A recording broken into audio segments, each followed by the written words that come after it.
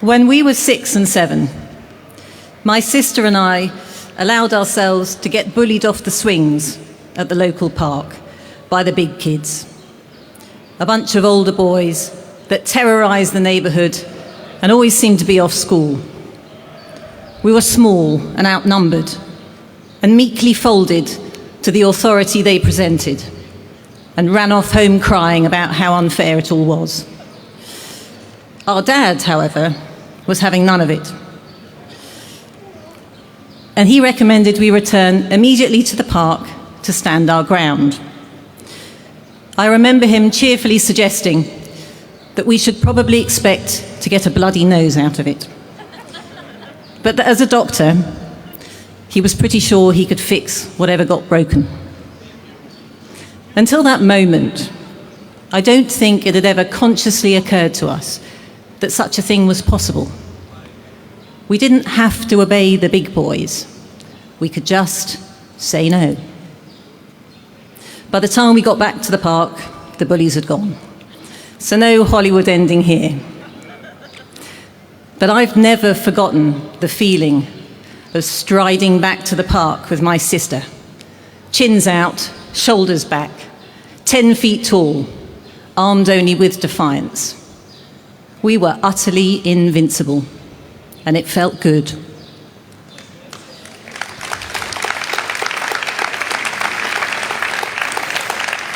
It seems trivial now, but it set us on a path of thinking that has stayed with us through the years.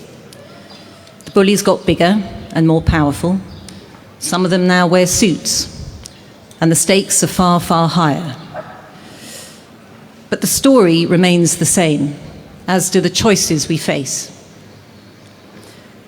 I never knew Daphne, but through her words, her character shone through loud and clear. I respected her intellect, wit, and absolute clarity of thought. I was in awe of the breadth of her knowledge and her prescience. But the things I admired the most were her courage and resilience.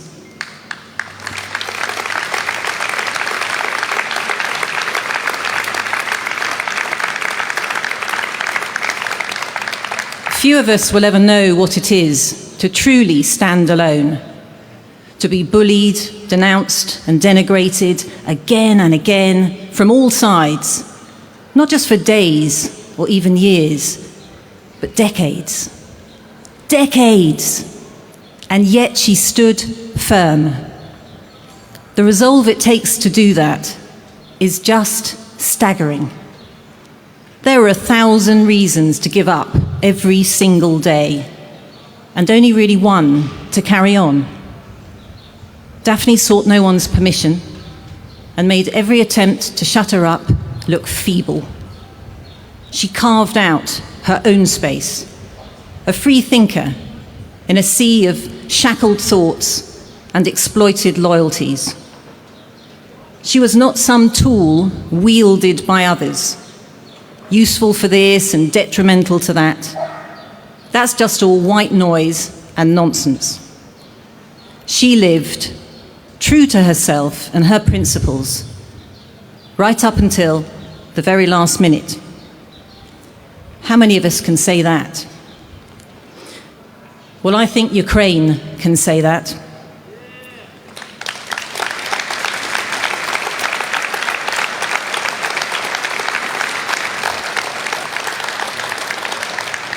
An entire nation of Daphnes, standing tall when death seems the likely outcome. I salute their lion hearts.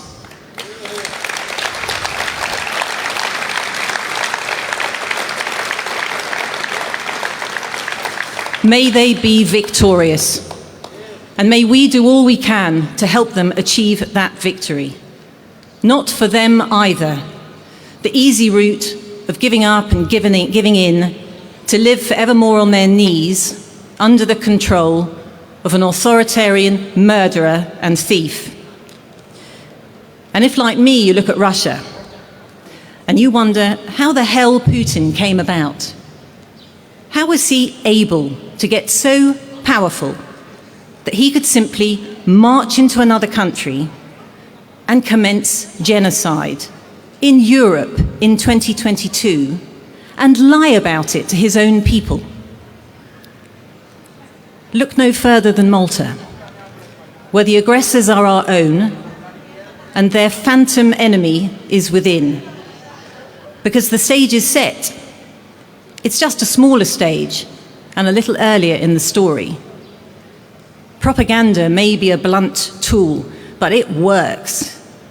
Bread and circuses, divide and rule, tried and tested many times over as devastatingly effective weapons of mass control, and now ably assisted by the digital age. Unlike Daphne, we may not be battling for our lives, but make no mistake, we are at war. A war of lies and greed and attrition. A sustained and concerted effort to divide us in order to control us. To foster hate for the other. To misdirect and misinform us.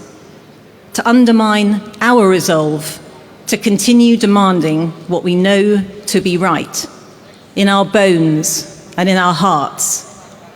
Truth and justice. Simple, yet so profound.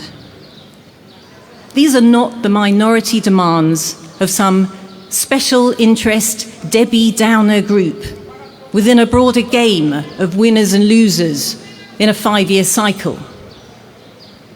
They are the foundation stones of civilization, at the very heart of democratic thought. Without truth, there can be no justice. Without justice, there can be no equality. And without truth, justice, and equality, there can be no trust. So how can anyone speak of unity with a straight face? It's a sham democracy, a hollow husk.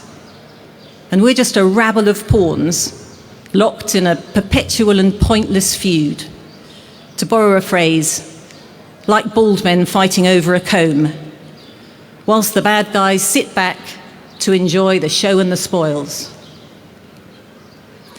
So the choice we face is not about how we die, but about how we live.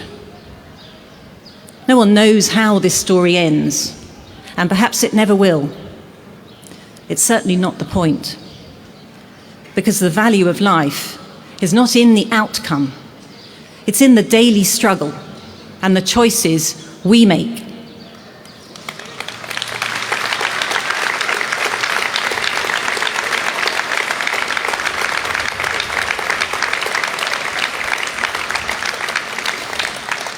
If we think things are bad now, the history of the world and the fascists it has consistently produced tells us it can and will get much worse.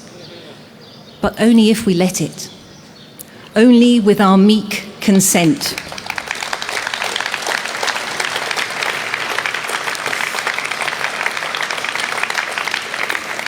Only if we run home crying about how unfair it all is. It is unfair, but so what? Whoever said life was fair? Life is messy and confusing, joyous and brutal, frequently disappointing and hopefully long. But however long we've got, why not make it count? Either we stand for something or we live and die for nothing.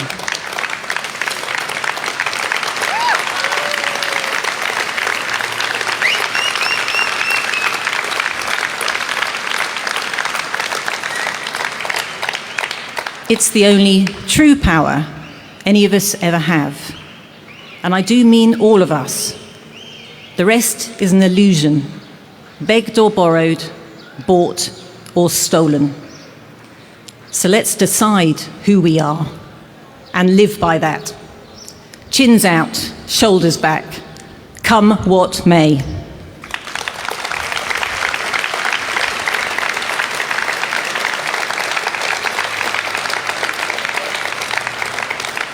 like Daphne, like her family, like Ukraine. Thank you.